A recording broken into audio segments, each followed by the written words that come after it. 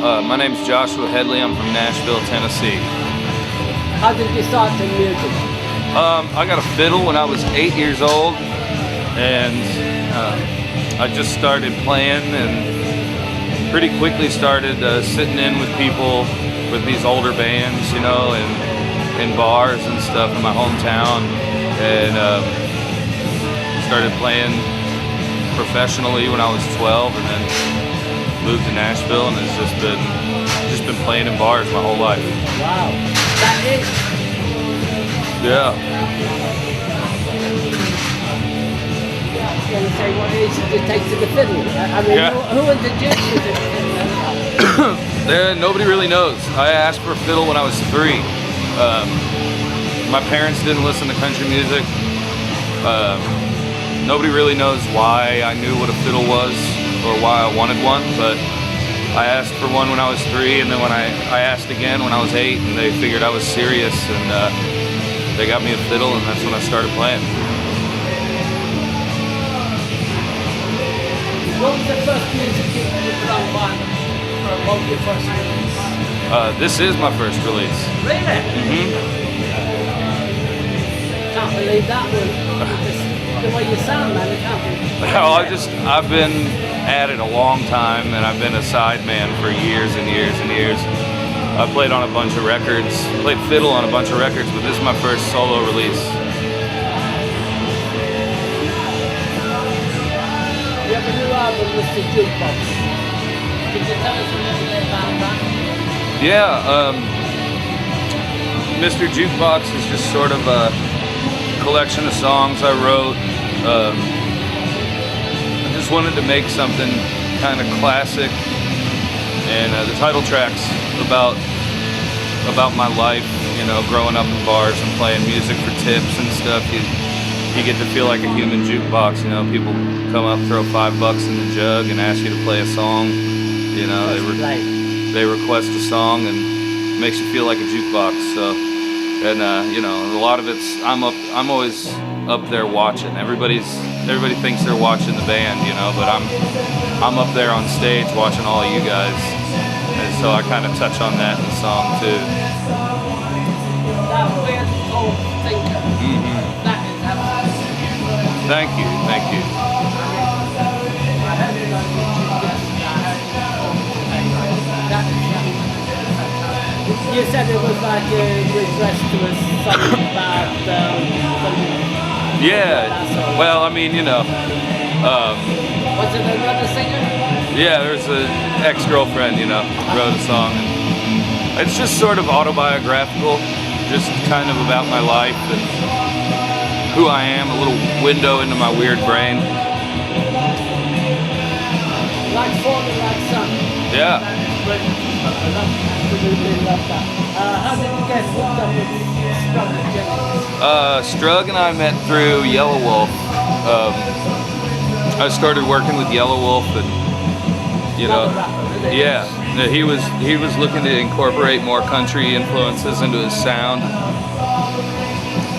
I'm probably the only fiddle player that likes hip hop as well, so you know, he called me up and got in the studio with him, and we just sort of clicked and started making music together. And then Strug got out of jail and wanted to make a record, and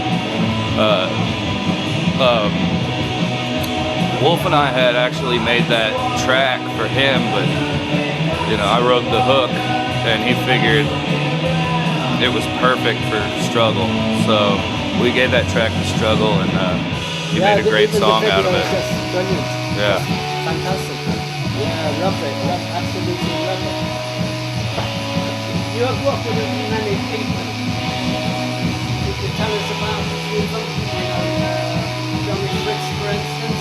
Yeah, my first gig in town in Nashville, my first touring gig was with Justin Townes Earl, and I toured with him for about a year. I played with him for about 6 years, but we only toured together for like a year. It was a pretty combustible tour. You know, we got in a lot of trouble together, so we had to part ways. And then I started playing with Johnny right after that, and I played with him for a long time. We toured together for a long time, and went all over the world together. And I love that guy. He's one of my best friends in the whole world.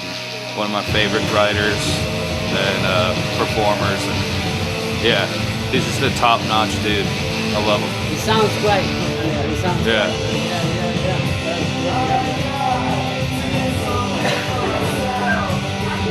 Tell me about the tour. This one? Yeah. Any particular one?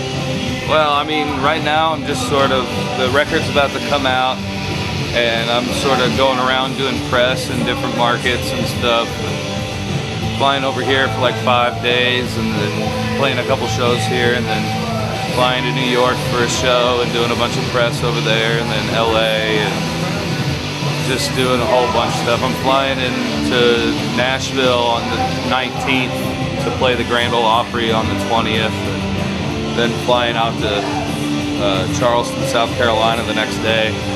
It's gonna be Hectic. It's gonna be hectic is the word. Yes, That's it's gonna be a wild. superstar, isn't it? Yeah, a lot of flying, which I do not do well with.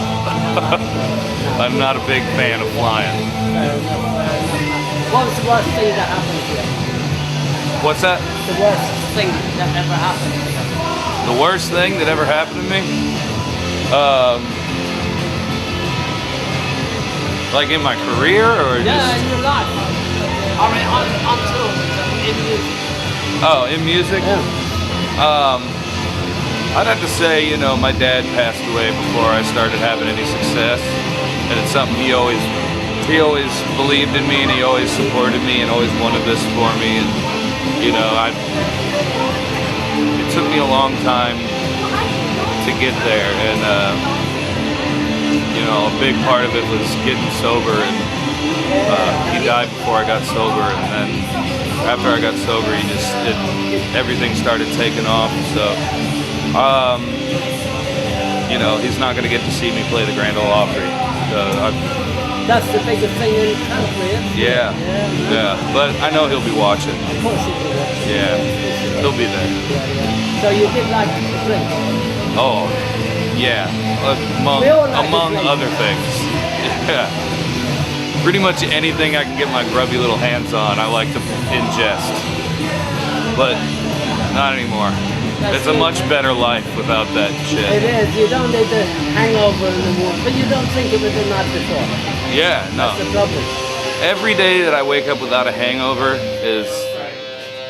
it makes me, you know, it tells me I made the right decision. That's true. So, Well, thank you so much for talking to me. yeah, thank you, man. Thank you. Thank you, Tom. Appreciate it.